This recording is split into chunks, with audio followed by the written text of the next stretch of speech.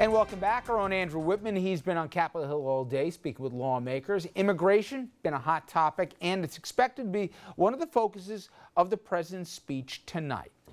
And Andrew, he caught up with Connecticut Democrat Congressman Jim Himes. That was one of the things you talked about, wasn't it, Andrew? It was, Rich, and between the travel ban, the calls for a border wall, as well as the increase in deportations, the president has spent more of his political capital on immigration than any other particular topic. He's told us it's a safety issue, it's an economics and jobs issue, and it's an America First issue. But what's been missing for a lot of the debate are the personal stories. Enter Jim Himes, Democrat of Connecticut. His guest, Marwan, to the address tonight is a constituent and an immigrant from Iraq, and they shared his story with me earlier.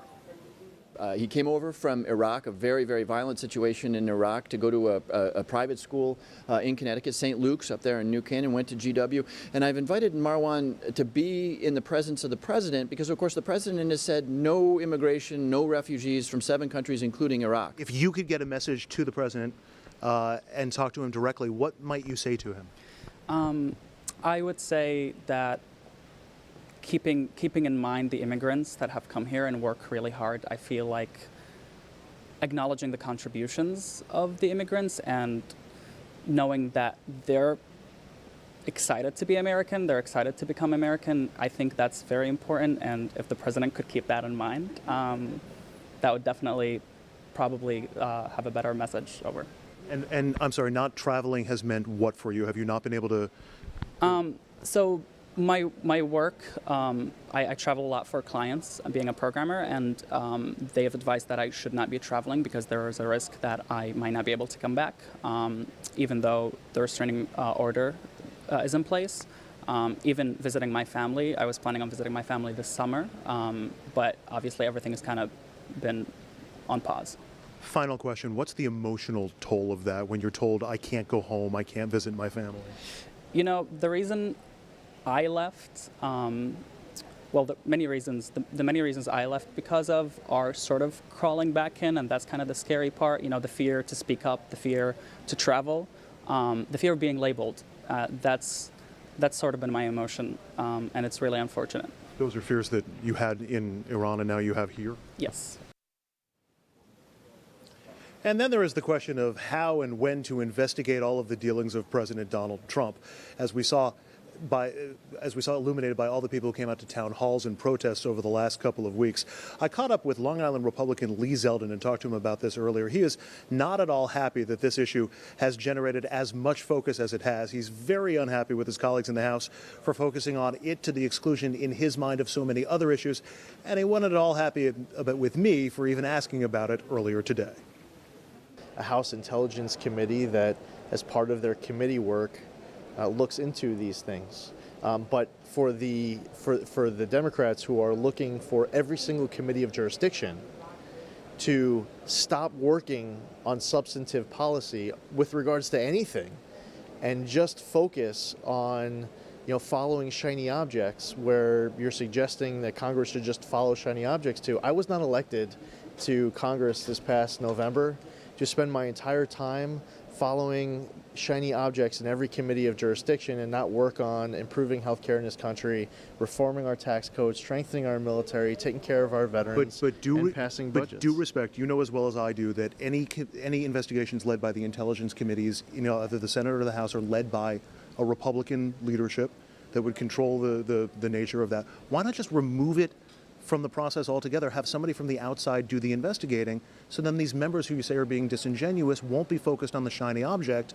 they'll be focused on the policies. Yeah, okay, well, while you are interested and asking about these other issues, I'm telling you what I'm focused on is being able to improve our country. That is where my focus is right now. It's where it has been and where it will be. I understand that, and I enjoy battling and discussing issues as we have done in the past.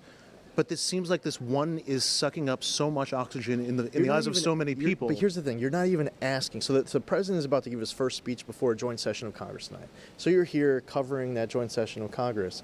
You're not asking me about anything that has anything to do with what the president is going to talk about tonight. So the sense that I've gotten from talking to lawmakers on the Hill today is the question of investigating the president comes down to a matter of who do you trust? If you trust Republican-led committees in the intelligence committees in the House and Senate to lead objective investigations into the president, they say that's fine, and that's where Republicans are. Somehow, Rich, I suspect a lot of Democrats, both here on Capitol Hill and watching at home tonight, may take a slightly different view of who to trust when it comes to investigating the president. Rich? Hey, Andrew, real quick, and I know we'll talk later in the show. Late in the afternoon, as you know, the president pivoted as we are expecting to hear that he's looking for compromise on immigration. I'm curious how rank and file Republicans are reacting to that, considering he said we're going to deport them all, mass deportations, we were going to build a wall and everything else. Did people see this coming today or not?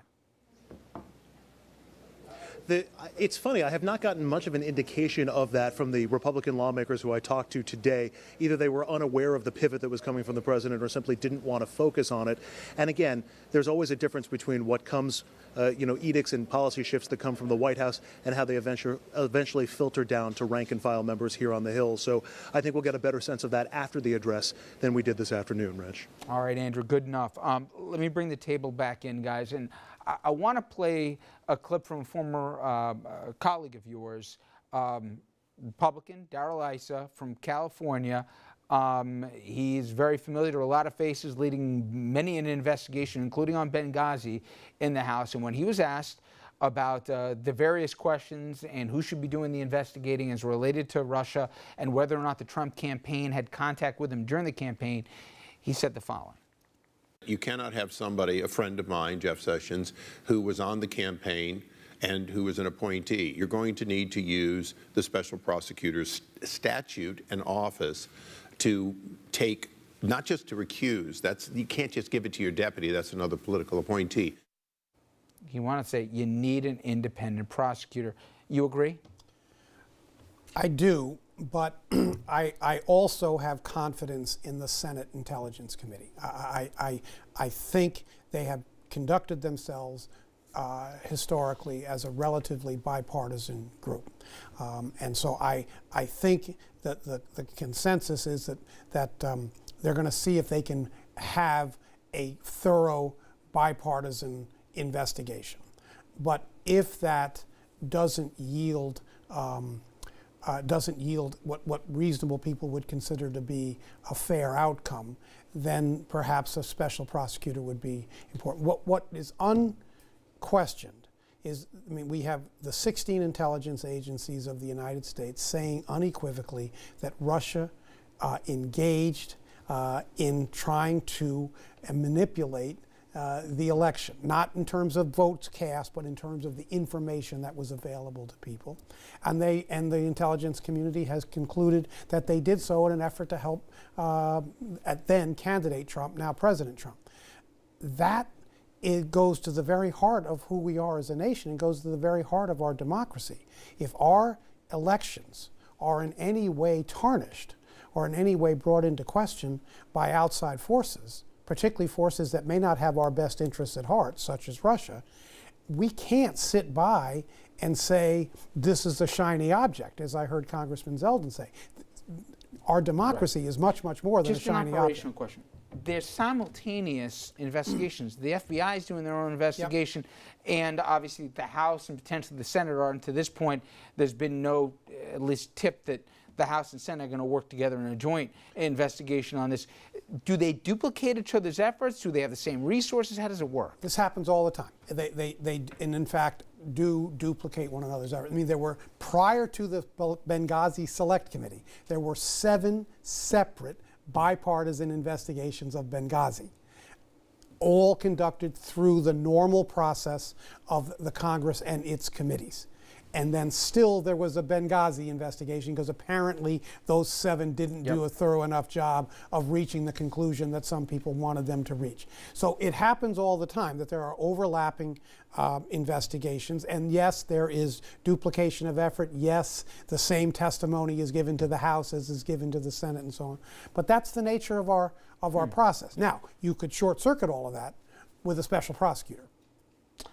And we're going to see if that happens. As of now, not many voices have joined us. I want to hit real quick with you guys in immigration. For the public That was one of the first things that then candidate Trump came down the gold escalator at the tower. He talked about all the rapists and everything from Mexico. He's going to build the wall here. We're going to deport them all, mass deportations. Late in the afternoon today, we get word that he's looking for compromise with the House. Now, I know you've already said before he's a deal maker, and folks who don't know him as well as you do from a New York side, certainly that's his track record.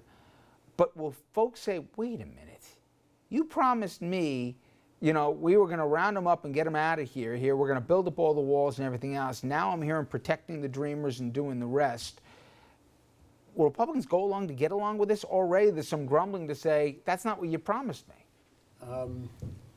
I think we have somewhere between 11, 13 million illegals. I don't think there's ever been a quote or a statement that we're going to round up 11, 13 million people and deport them.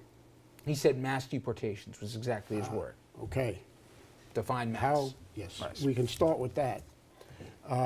And what he has focused on since the inauguration is people with arrest warrants. And there are tens of thousands, maybe over a couple of 100,000. Let's find them. That's a good start, and we'll see where we're going. I don't think this is unreasonable, and even the ham-handed, approach to the suspension in those for those 7 countries was a suspension of acceptance until we figured out a proper vetting system, which we don't have and was not in place. And until such time as we do, it may be 6 months. You've done a better job than I have in terms of reading the public's perception on this. Clearly, the public liked the idea that somebody was going to shake up Washington, forget about draining the swamp, and I won't even go into that for what I heard and what I'm seeing. But does it sound like a politician now? Does he run the risk of sounding like the other guys tonight? He was always a politician. No, but you come in for 20-something years in New York, so you knew that. But for the guy who voted for him in Iowa, who said, oh, I like this guy, even though I may not have voted for a guy like this before. Shake it up. Will he be a little disappointed what he hears tonight? Does it matter? He's the president of the United States now. He's got an approval rating, not much better than us. Right, but Richard, you very well know the compromise is going to have to come on the issue of immigration. The congressman just basically did, the former congressman, the math, and as far as the numbers, Trump was always going to cut a deal. That's what he does. He talks tough, talks a good game, cuts a deal. Except he was the first guy I ever heard who said he wasn't a politician. That's, I guess, my only question. I think the challenge he's going to have is the issue that we're talking about. He made a series of very bold, very blustery, very specific statements about what he was going to do. And if I may gently disagree, very early on, he said the 11 million that are here, they're all gone. That's what he said. And then he talked about having a mass deportation force and get the bad hombres. Get the bad hombres. And he also said that DACA was going to go away on day one. He was going to sign an executive order that eliminates DACA. Thank God he hasn't done that. But I do think, yes, he's the president. But I do think the guy in Iowa who voted for him at some point is going to say, wait a minute, was I had? Did I vote for a guy who was true to his word, or was he doing just like every other elected official presumably does? What he said. I think I'm with you on that one. All right, we come back here. The question is, the most important debate tonight is within Republican circles.